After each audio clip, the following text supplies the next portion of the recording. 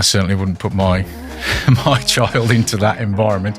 It was done with absolutely the best intention, and I'm very grateful for it now. And it is unusual. As I said, most people we meet say, "Oh, I couldn't work with my brother," or "I couldn't work with my sister." Is the most common. It pains me to say this because Tina did most of the work. To be fair, we bought a building in Lichfield city centre. We bought the building on a lease option. Oh, nice. So we agreed that we wouldn't complete on the building until planning was achieved. So that took 2 years. You're just along for the ride then by the time of it. I viewed it, that's all I can say. So to round the episode off, obviously, with the brother and sister theme, what's a pet peeve of Tina, if she has any? This is a whole... Or is there another list? episode. Before we kick this episode off, I want to let you know about our next show that will be taking place in Manchester on Wednesday, the 4th of September at Manchester City Stadium, the Etihad. Doors to the show will open from 10 a.m. to 3 p.m.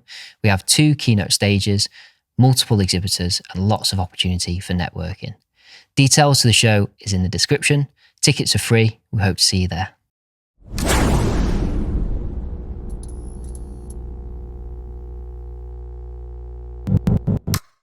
Welcome to episode 13 of the Property Developer Show, the podcast. Today we've got quite an interesting guest on. It's a duo guest, but split over 2 episodes, so episode 13 and episode 14. Today we're joined by Richard Parks, who's one of 2 on a brother and sister duo. Episode 14 will be with his sister. So today we're here with Richard Parks, part 1 of a part 2 episode of you and your sister. It's always important to highlight that because I know you get it a lot. Do we have to mention her, or is that optional? Yeah, unfortunately, it's a 2-part episode with the duo. Yeah. Unfortunately, I'll bow down on this occasion. Although I know you 2 have just been scrapping as to who goes first behind the scenes. Yes, so. Sometimes seniority helps. So yeah, Big Brother says. Yeah. Well, obviously, a big welcome to the show today. Thanks for making the trip over. Thank you. Yeah. You're someone that I respect very highly within the industry, and I think you've always sort of supported me in majority of things that I've done. So both you and Tina. So I really appreciate that. No, likewise. Thank you. Obviously, I know who you are through that, the networking, and obviously being local to ourselves. For people at home, who is Rich? Rich is business-wise part of a duo, obviously brother and sister. We've worked together for 28 years, I think, which is a long time. A very long time. So we have a motor trade background. We have a motor trade business, which is still active and running today, which I've been involved in since 1991. Family business that I was coaxed into by parents at the tender age of 19. I left school and learnt to cook, to be a chef, having seen a careers advisor back in the day in the kind of early 80s who said if you weren't academic, then you better get a career, a kind of manual job. So he asked me what I wanted to do. I said, play cricket for England. He laughed, which was probably justified, to be fair. And then, so I decided I love cooking. And so I went to catering college, learned to do that. That was, with hindsight, a great grounding for me because I moved, was able to work in different areas of the country, worked in Cornwall, Birmingham, London.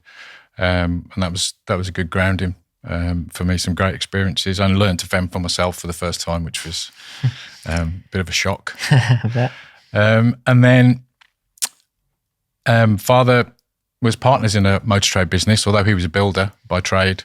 And him and his business partner decided to go separate ways. So there was an opportunity there for me to go in and run the business, which when I look back, I certainly wouldn't put my child into that environment. It was done with absolutely the best intention, and I'm very grateful for it now. Yeah. But to put a 19-year-old chef in to run a garage, and he was a builder, it was a big call. The deep end. Was a deep end, a massive deep end. Quite intimidating when you walk in and you don't know any of the day-to-day stuff, but great learnings when you look back. It was a steep curve, but a good one. And there was obviously multi-facets to the business then, and it was a bit much for me to try and do that on my own. So Tina came in having done her accountancy training, but I won't talk about Tina. And then we grew it from there really, and it kind of went from strength to strength until the credit crunch came. Then it got difficult. 2008, yeah. 2007, 8 into 8. Yes, they pulled the car finance because we were selling cars. We were a petrol station. We closed that in 2006 for financial reasons that it just became too difficult to make any money really. So we closed that in 2006, expanding the car sales. Good timing. Following year, got really tough. So do you want me to expand on that? Or yeah, so we kind of sat down. It was getting very tough. They pulled the car finance, the subprime division of that overnight, really. So that was a big chunk of our business kind of gone. So we kind of decided that we'd try and expand through it. So we opened another site in 2008 and then another site in 2009 and tried to kind of go for volume rather than the margin. And it worked quite well until we decided to upscale on the property and downscale the motor trade back into one manageable site, which is what we did. We started to kind of do that in 2014, I think, and then had everything fully managed on the garage side by 16, 17. Yeah. So that segues quite nicely into the property side of things. So exactly. From yes. 2014. So we originally became landlords in 2003. Okay. Purely from a basis that we were paying money into a pension at the time and the results were poor. It was going down in value, and obviously we were paying a company to manage that. It was quite a common thing. So we decided to buy a house. We had no strategy, no pre-knowledge of what to do. We were making some money, so we took a chunk of money and bought a house basically and rented it out. But the bit we did get right is that it was in a good area, and it's always rented out to this day really well. Other than doing refurbs on the property, it's been rented out all the time. So we got that bit right. Yeah. Just didn't understand anything about refinance or any different strategies. That came much later for us. So I think we did have an intention at the time of looking for other properties, but you get distracted, especially when you're running a business hands-on. And then that never happened. And then the crunch came, and then the garage became the real focus for quite a while. And then we started training. I think it was 2016. Tina will know. She's better with dates and stuff than I am. Yeah. And then that sort of led into obviously building a portfolio alongside the trading business. Yes. Because that's something that I harp on about a lot on this podcast. It's having the trading side and the investment side. And obviously you guys have both been involved in the trading side with the car garage, and then obviously focusing on sort of building the portfolio. Because I know, obviously I know what sort of stuff you're investing in, but what does that sort of look like? We started with the classic basis of buy-to-lets. That was our kind of bedrock of our portfolio. So that was our first thing, which is kind of the classic thing they teach on a training course. Start at the bottom of the pyramid, start with buy-to-lets, HMO, bigger HMO, smaller developments, all that kind of thing. So we kind of naturally felt drawn to that. So we did that.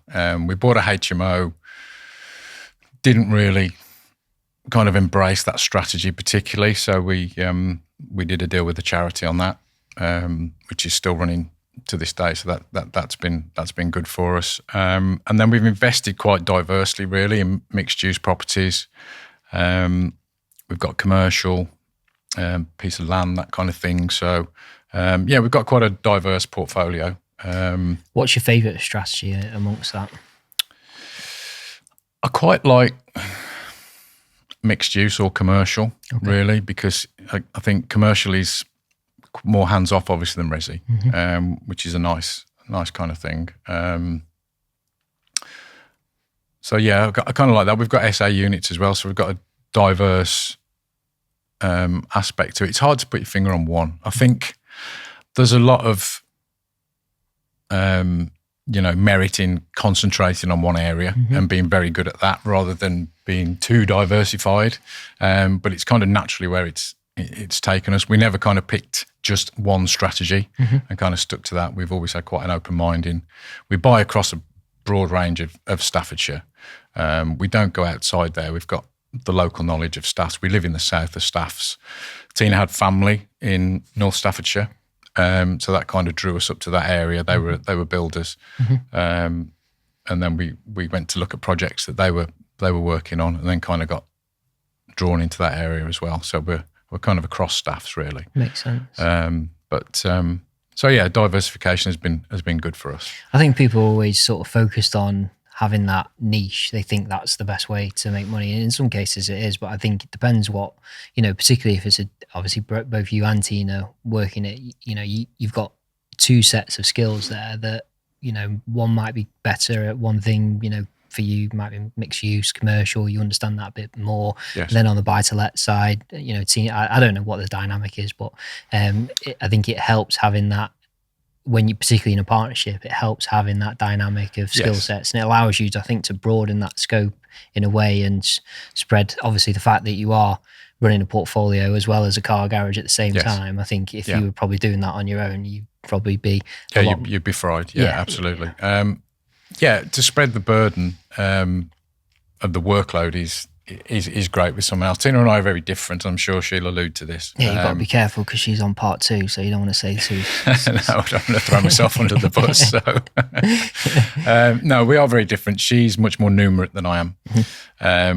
I'm more the creative side, if you like. I'll kind of find the deals, meet the vendors, do the deals, that kind of thing, and then she, she'll look at the more realistic and numbers side of it, if you like. And, I'll come in, look at this, we can do this with this. And she'll go, and she just gives me that look across the office. And I think, okay, maybe I need to look in more detail. But that's how it tends to work, which works well for us. The great thing with working with family is that you've got that trust. Yeah. You don't even have to think about that or question it. And I know if Tina makes a decision, even if I don't agree with it, when I hear about it later, and vice versa, that it's made with the best intentions and you trust that. And obviously we're working together for a long time. You get to know each other really well. And she knows how I work. She knows when to leave me alone and vice versa. So I think it's quite interesting because normally people say don't go into business with friends and family. That's normally one of the rules that often comes up and in discussion. And it's interesting that obviously you guys are completely an anomaly to that point. And it is unusual. We as a joke announce ourselves very early on in any kind of meeting or networking environment that we are brother and sister, because we always, we joke at each other that, I wouldn't date someone who looked like you. And we fire that at each other. We have a lot of sibling banter. But ultimately it comes down to that trust, So that's really powerful. Yeah. And it is unusual. As I said, most people we meet say, I couldn't work with my brother or I couldn't work with my sister is the most common answer. But we like to get it out there that we're not husband and wife. What do you think sort of allows you? I know you've alluded to the fact that you kind of, I suppose, have different skill sets, but what do you think is the sort of core reason why you two work so well together? Because you can have different skill sets to brothers and sisters, and sometimes that you don't see eye to eye because you see things differently. But obviously for you two, there's a middle ground. What do you think that is? I think it comes from childhood. Ultimately, I think that we were brought up in a great family environment. Mum and Dad had their own building company that was successful. So we were kind of brought up with the mindset that you have your own business. We were fortunate to be brought up in that environment, and I think that without us knowing, gave us a very common outlook on. Probably on life and definitely on that we'll go on to have a business of some sort. And I think probably a very similar outlook from a young age is probably why we get on as we do. Yeah, and we can work it out. We're quite similar in the fact if we do argue or disagree, which isn't very often at all, to be fair, considering how much time we spend together. That we don't hold a grudge. It's just we say what we think. We might disagree, there might be raised voices for a little while, but then it'll be dropped, and then we'll be back to normal within 5 minutes. What's the usual sort of raised voice scenario? Is it sort of business decisions, or is it more, why have you not done that? And what's normally the common denominator? It's probably not business, to be fair. Right. It's probably sibling. Yeah. It's probably, it's probably more that than like going back to being children almost, rather than we don't really disagree on the business stuff. We chat it through. Mm-hmm. And we generally agree. I mean, this is going to be the best way forward for us, and then we'll generally stick to that. And if you've not done your homework, then you get snitched on. Is that sort of? Oh, absolutely. I'm used to that now. Yeah, that was because Tina's 5 years younger than me, so it was quite a reasonable gap. So I was always in trouble. I was always. It's the same with me. I have a little brother, and I was always the one that was causing mischief and what have you. But I mean, we've thankfully got a similar relationship to you and Tina. We get on very well and very close. And got that common sort of ground in business and life sort of thing. So I think I like to think that there is anomalies out there to the usual, don't go into business with your family. Yes. And I think that does work in some cases. And I think what I hear, it often sounds like one tries to be ahead of the other, or one's trying to make one decision, the other's trying to. I've heard an absolute horror story locally of a builder's merchant and go on. Ego can be a thing. Obviously, we all have an ego, and I think if one's got a greater desire, to be the top dog, then I think that could be difficult. I think Tina and I both accept that we are equal, and we do joke about I'm the boss and you're the boss, and I'll sometimes say she's my PA, and then she'll say something that's stupid about me, and that's how we kind of work it out. But I think we're both fully aware that we're very equal, and I think that's ultimately the platform you should build on. So good. I'm looking forward to getting Tina on to see if she says the same things, or whether you'll get a completely straight up boss. She'll be looking to say something completely different, I'm sure. Good stuff. So in terms of what I suppose the next steps are for you, I suppose, as a family business, because I know your daughter's getting involved in the business as well. Yes. What's that sort of look like? You're still continuing to invest, still growing or maintaining the car garage? What does that sort of look like? Absolutely, yes. We enjoy the trading side of the garage business. The kind of buy and sell is fun. It's challenging, but it's fun. So we like that side of it. We will certainly start to grow the portfolio. Now we've had a bumpy couple of years with some personal distractions going on with family stuff. Then that's kind of slowed us down a little bit inevitably, but that's fine. That's life. And if you're in, when you look back retrospectively at your career, you kind of see, things where it flowed really quickly and you grew quickly, and then other times where it slows, and we've had one of those little slower periods, but I think we're looking to get the foot down on the throttle a little bit more now and move on. So Heidi, my daughter's kind of involved now on a part-time basis at the moment because she's still studying. So where that will end up. Can I work with my daughter and my sister? Maybe there's a lot. Crazier things have happened. Yeah, exactly. But no, that'll be interesting. So we'll see how that pans out. Good. And that's what it's about, isn't it? I suppose that legacy piece of, being able to pass that, and keep it within the family as well. I think that's so important. Particularly, I respect that very, very highly. And for me, that would be a great future, being able to pass it to and work closely with my brother, or on your case, your sister. We're definitely brought up with strong family values. And I think that comes through for both of us. We're both kind of family orientated, so good. I think that's it's powerful stuff, family. So I'll ask you the question, and I'll ask the same question to Tina. It's an appropriate one. What's your favourite deal that you've done? This pains me to say this because Tina did most of the work, to be fair. Okay. We bought a building in Lichfield city centre, which is kind of certainly the local city to where I live. There was a grade 2 listed commercial with 2 unused floors above, and we got planning on the building to convert the 2 upper floors to one apartment on each level, and then rent out the downstairs as a commercial unit in the city centre. Our initial desire was to keep the building. Once we got the planning, develop it out ourselves and hold on to it. That didn't pan out because we had personal stuff going on at the point where we kind of got planning. So we eventually decided to sell it on. So we sold it on off market. We've got a very good local commercial agent who handled that for us brilliantly well. And we sold that on, which was a nice deal with the planning gain. So that was a great deal. I have to say that Tina did most of the work with the architect and heritage because it was listed, and there was a lot of really good, interesting learnings with building control, and so it was a really interesting process to go through. Challenging because as we bought the building, we went into COVID. So the planning department decided to work 9 till 12 from home.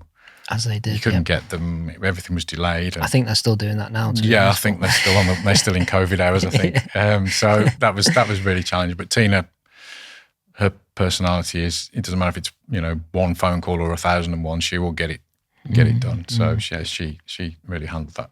Yeah. So what were the numbers on that then? We paid. We bought the building on a lease option. Oh, nice. Yeah. So we agreed that we wouldn't complete on the building until planning was achieved.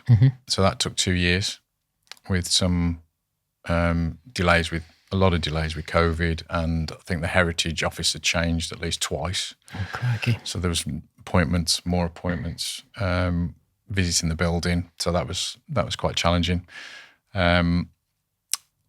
Asking in the game was the architects, planning application, specialists, all that kind of thing. So we had quite a bit of skin in the game.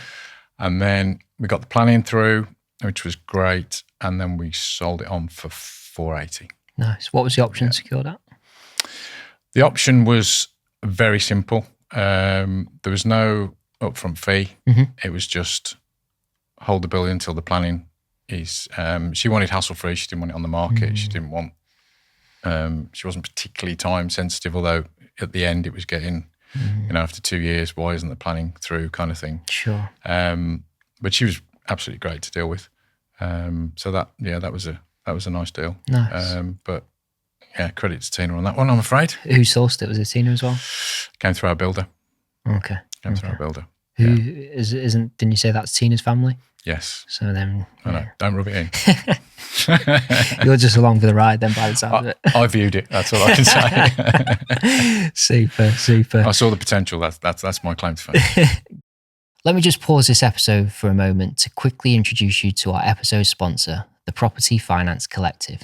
Transforming visions into reality requires not just a great idea, but the right financial support and the best possible team around you. Specialising in development finance, bridging finance, and commercial mortgages, the Property Finance Collective are there to help you navigate complex markets to secure the funding you need, as well as being part of your team that you can rely on. With a flair for creative deal structuring, they tailor solutions that fit precisely with your project's demands, ensuring speed, efficiency, and flexibility. They want to help you make the impossible possible. Now let's get back to the episode.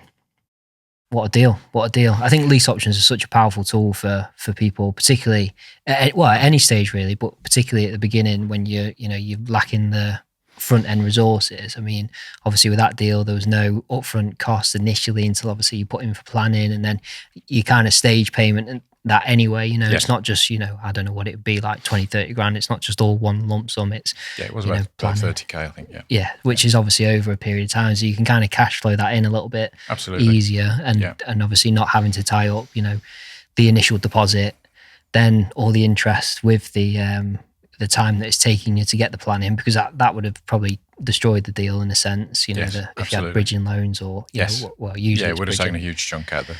Yeah, at the margin. So we were fortunate with what we managed to negotiate. Was the option sort of purchase price, was it above sort of market values when you secured it, or was it sort of around that mark? No, I think the main uplift came from the planning gain, but we did buy it slightly below market value. But it was one of those deals. It was kind of vendor driven. She'd kind of got a price in her head before. So for me, it was quite a simple negotiation. The negotiation for me was trying to secure that we didn't really want to buy it until, because we were in COVID, we didn't really want to buy it until the planning was through. So she managed to agree to that. So that was a bonus. Yeah, that was good. When you sort of approached that vendor, then were you kind of saying, we're looking to buy the property, or was it, these are the options, or did you offer and then it didn't quite work, so you offered something else? Like, how did that negotiation come about? Because she led the negotiation, it was quite simple in the fact that she'd kind of got a price in her mind, and I knew that was something that we could pay and work with. So I didn't really negotiate the price. So that was my bargaining tool was, okay, we'll pay you what you want. But for me, I want to wait until we've got planning, which I thought at the time could be 6 months, naively, not knowing how long the actual delays of COVID would cause and changes in heritage offices and stuff. So that was, that delayed it a lot. But we managed to get there. So my role in it was to meet with her on a fairly regular basis and chat it through and update her as to where we were at in the different stages as you go along. And yeah, she was good. Yeah, so it was all about that, building relationships, build that strong relationship. Of course.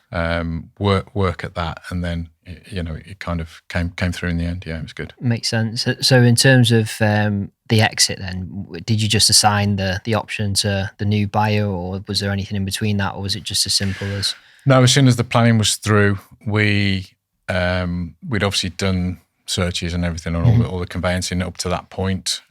So then we just completed the sale. So we owned the building at that point. With you, yeah. And then we had the agent ready to go. He had intimated that there would be some off-market interest, which is exactly what happened. There was 4 or 5 interested parties, and then the figure was agreed. So super. Yeah, it was good. So we kind of. The positive of the delay was we were able to get all of our ducks lined up in a row so that we could go with it to a timescale which actually suited us, which I guess is quite rare. You could probably do a lot more deals and probably not quite have that benefit sometimes. As you alluded to, we'd probably be on a bridge normally and be paying much higher fees, but we just managed to negotiate it out differently. So it was good. Nice. So I think that's the beauty of having a broad strategy as well, and not so just buy to let. Because if you were looking at that, you probably wouldn't have ever found that opportunity. So there's an opportunity cost with, I suppose, focusing too much on one individual strategy. Because I think depending on how you look at it, it can restrain the growth in some way. Obviously, until you become that expert or the go-to for that, and that's 1% of the 1% that often that happens to. Yes. But the majority of people that I suppose are investing as well as running other businesses, I think having that broad approach is I think it's vital really to finding the right opportunity at the right time, with the right resources and, the right place, right knowledge, all that sort of stuff. I think you get that. And for me, that's the beauty of property. It's obviously you've got buy-to-lets, commercial, developing, new build. All of those things are different in some way, shape or form. And I think if you can understand sort of elements of it and have experts within those elements that you work with that can help you make those decisions around that and sort of guide you a little bit, I think. Yes, I think, like you said, there's multi-strategies. And if you've got an open mind to where your next opportunity might come from, then I think that's a good place to be. Yeah. And understanding that you have enough of an idea as to how that strategy will needs to play out, and then being aware enough that you need to bring in people who have been there and done it to support you through it. Yeah, absolutely.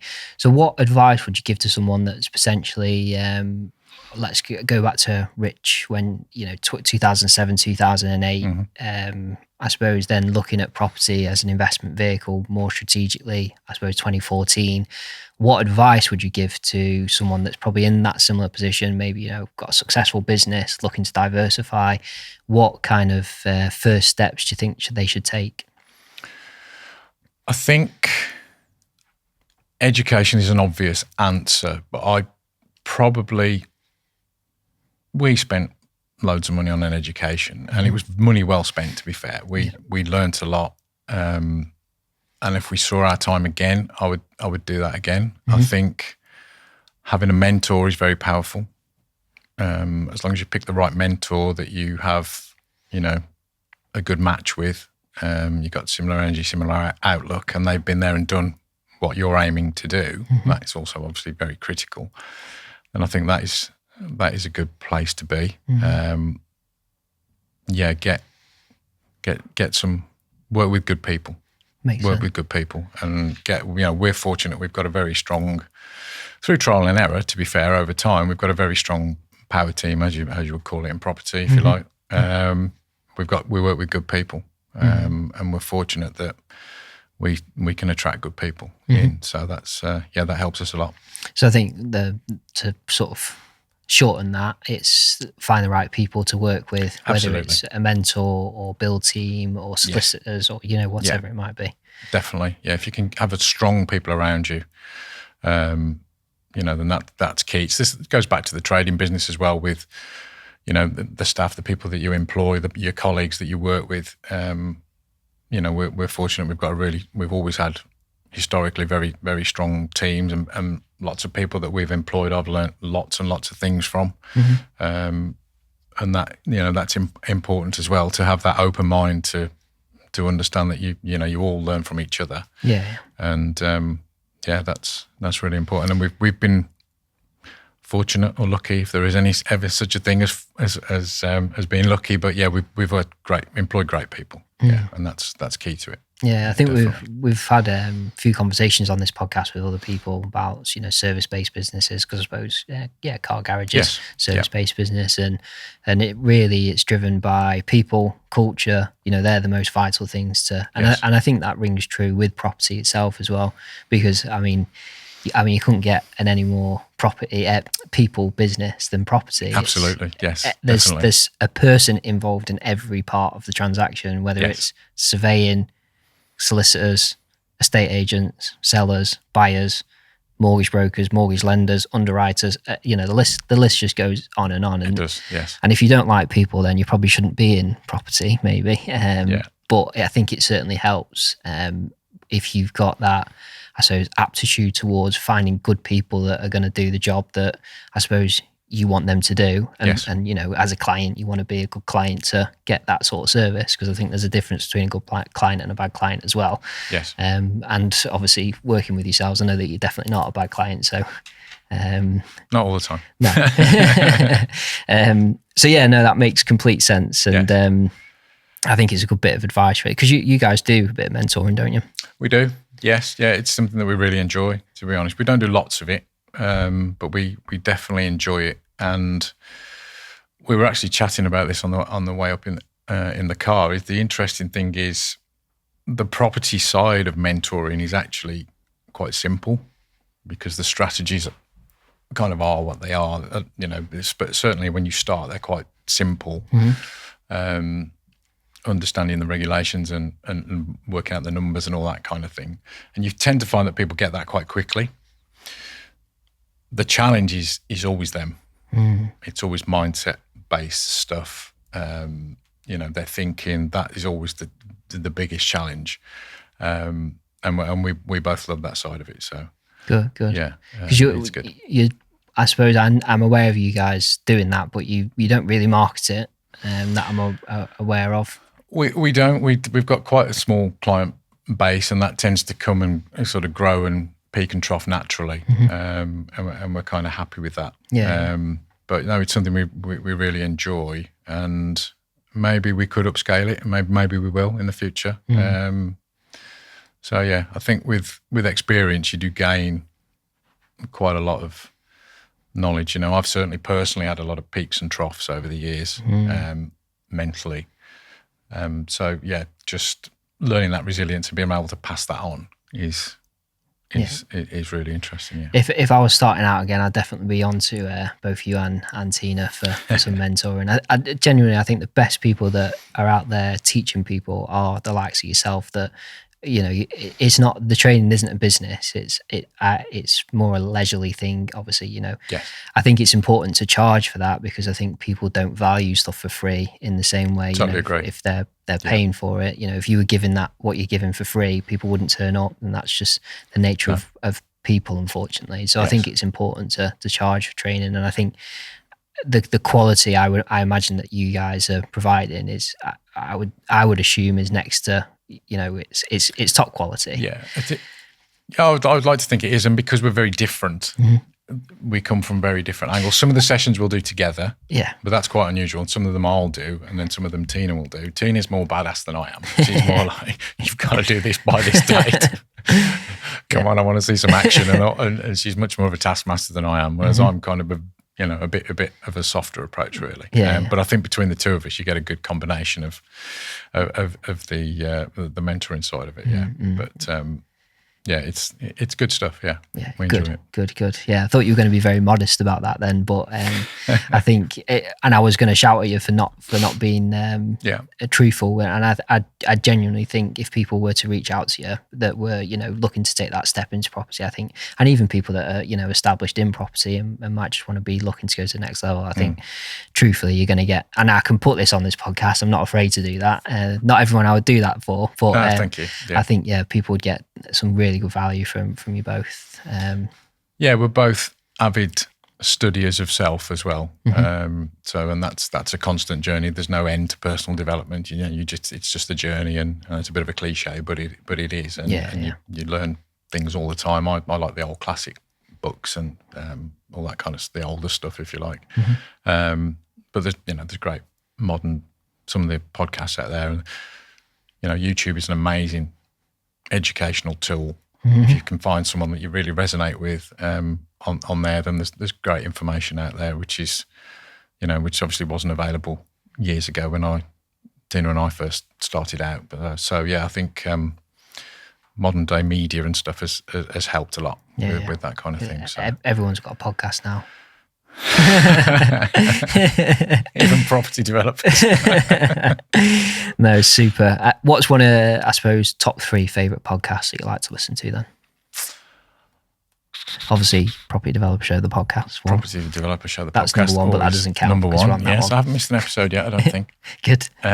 So that's good. Tina and I are both fans of Stephen Bartlett. We like that. Joe Rogan is obviously one of the most famous in the world. I kind of like his honest and slightly anti-establishment mindset. Those are probably the ones I would hook into. Personal development stuff. I love a guy called Bob Proctor, who's sadly passed away now. Worked up until his late 80s until he passed away. His material really resonates with me, and I study him most days. That's kind of what I indulge myself. He did a lot of the law of attraction sort of stuff, didn't he, Bob Proctor? Yes. Yeah. And I think that's I can resonate with that in some format. Not so much if you think about, I think that on the movie you think about a bike and a bike appears at your front door. You know that. Yeah, I think the film The Secret was. It probably did a lot of good, and then it was also a bit confusing. It was a bit. I don't know what the quite right phrase is, how to describe it really, but yeah, there was a lot of good sentiment in there, but there's a lot more to it than think about it and get it. If it was that simple, then the world would be very different, wouldn't it? Yeah. Well, I get. I can't remember who uses the example, but they say shut your eyes or open your eyes, look at everything that in here that's green. So then you look around and go, right, shut your eyes again, right, with your eyes shut. Picture something, or tell me what's blue in the room, and you can't see it. And it's the same, if you're looking at buying a car, you've never seen them before, and then all of a sudden you see them everywhere, because your subconscious mind is now aware of that. And I think success comes via that, through the opportunities, like obviously your lease option. If you weren't aware of that scenario, then you might not have had awareness, a deal there. Yeah, awareness is everything. Awareness is everything. Yeah, absolutely. Yeah, what favorite book then for sort of on the law of attraction piece? One's difficult to pin down. Probably Think and Grow Rich. Okay, yeah, I like that classic. One. Yeah, probably an old classic book. Or there's a book called The Science of Getting Rich, Wallace D. Wattles. That's a great book. It's an really old book. That's a great book. Yeah. Okay. So either of those would be. Makes sense. Yeah. So to round the episode off, obviously with the brother and sister theme, what's a pet peeve of Tina, if she has any? This is a whole. Or this is there another list? episode. Apart from trying to embarrass you in public. Yeah, no. One's quite difficult. It's more like annoying traits that get on your nerves, really. She never puts her phone on silent. So just remind her of that when she comes and sits down. That irritates me. We'll be halfway through a meeting and the phone goes off. That winds me up quite a lot. She never makes a drink at work. Never makes a hot drink. It's like a joke. She'll make one at Christmas and that's it. So I have to make all the drinks. So I quite like a bit of a. I have a really small cup and like black coffee and stuff, but I have to go make it myself. Which is just now and again would be okay. Just sometimes it'd be fine. But no, so probably those two spring to mind. Yeah. Good, perfect, wonderful. Right, that's ammunition for part 2. Hopefully she's all wound up now because she can hear us. So I'll be getting both barrels now. So obviously, thank you for coming on for the first part, and now we're looking forward to hearing from your sister.